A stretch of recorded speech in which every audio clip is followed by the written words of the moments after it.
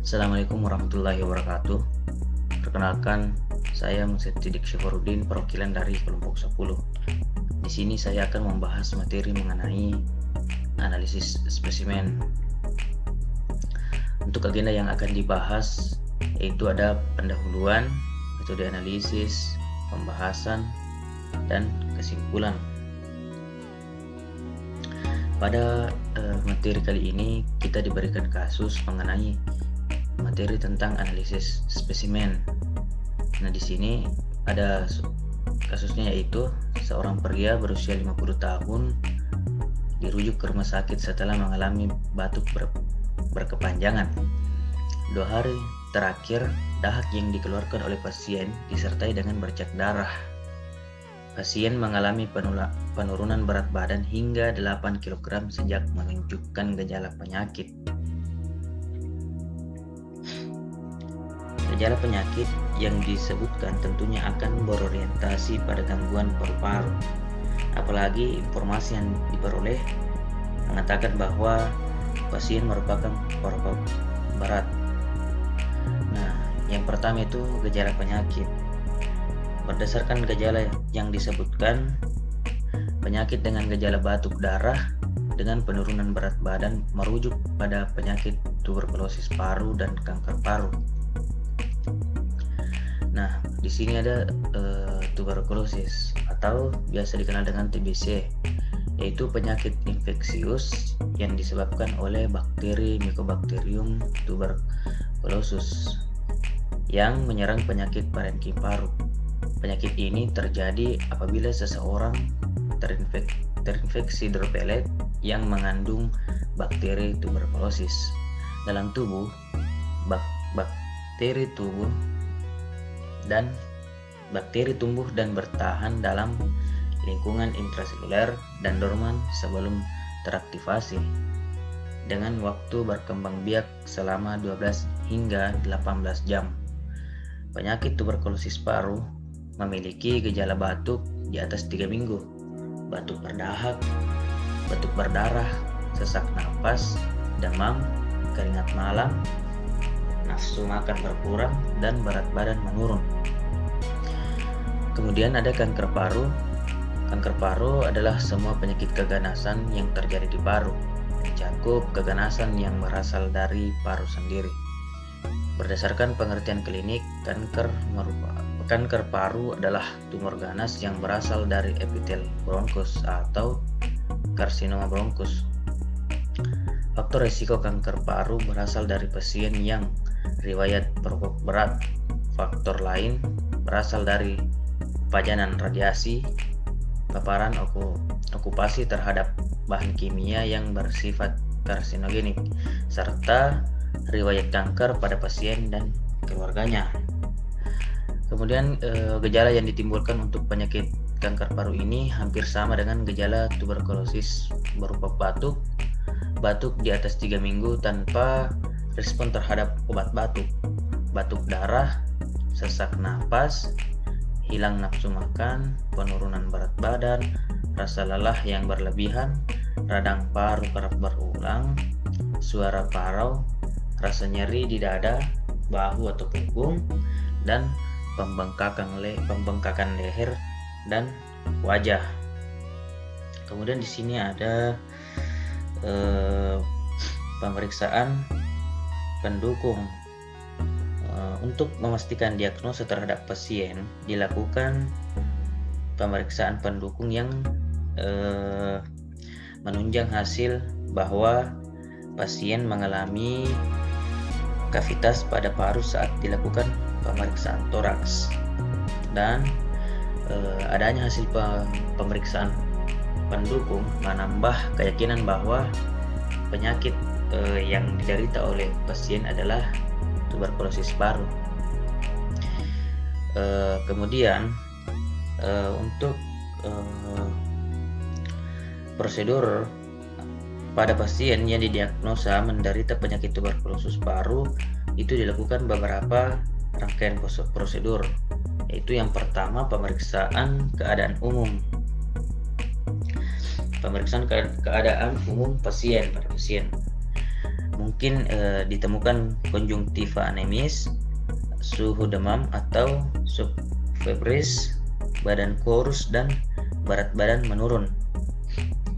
Pada pemeriksaan fisik pasien, untuk beberapa kasus sering tidak ditemukan apapun, terutama pada kasus-kasus dini atau yang sudah terinfeksi secara asimptomatik. Kemudian tahapan yang kedua yaitu pengamatan terhadap jenis spesimen.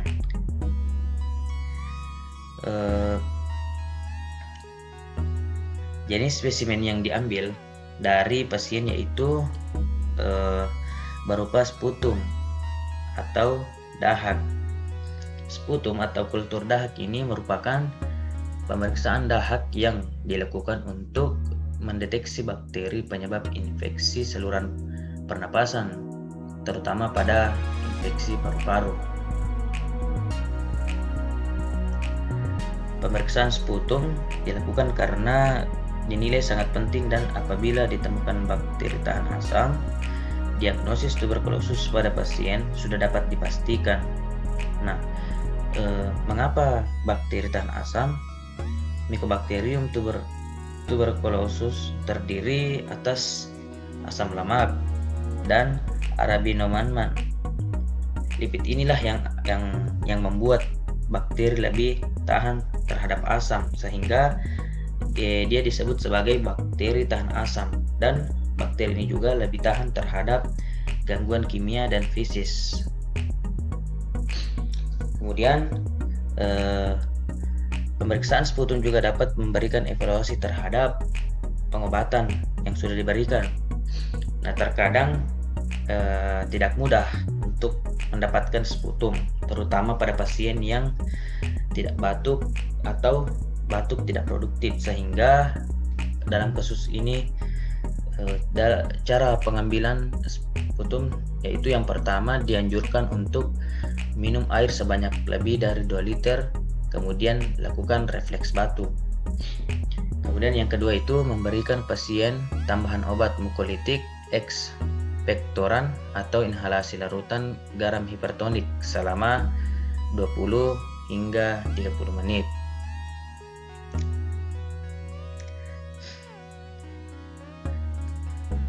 Kemudian ada rangkaian prosedur secara umum itu dilakukan dengan 3 sampel sputum bakteri tahan asam, yaitu pada saat pemeriksaan pertama dengan fasilitas kesehatan dan diawasi oleh petugas.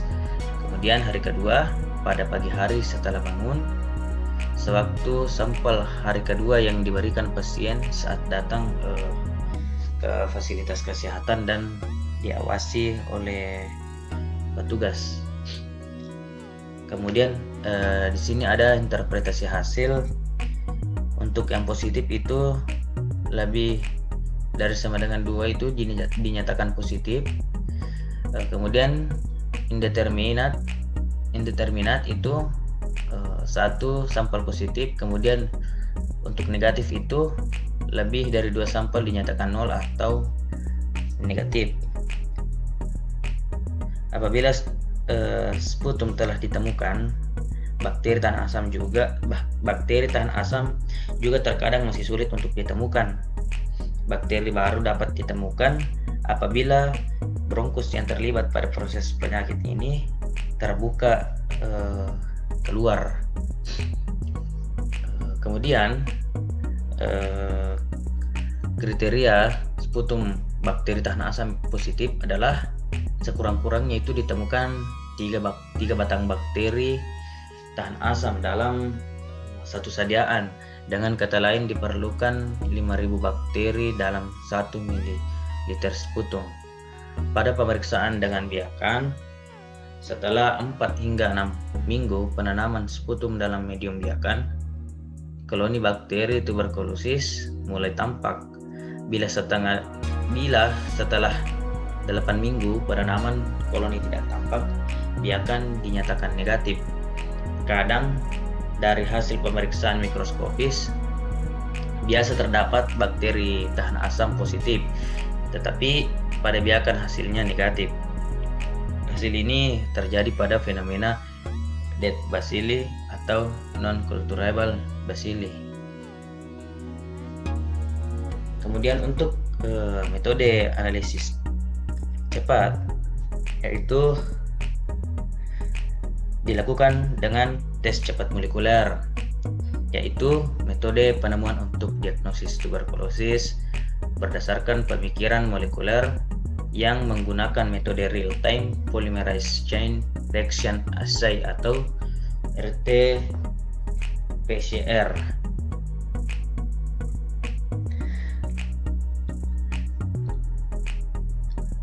Kemudian hasil penelitian in vitro menunjukkan bahwa dengan metode ini batas deteksi bakteri minimal itu 131 bakteri per mililiter sputum.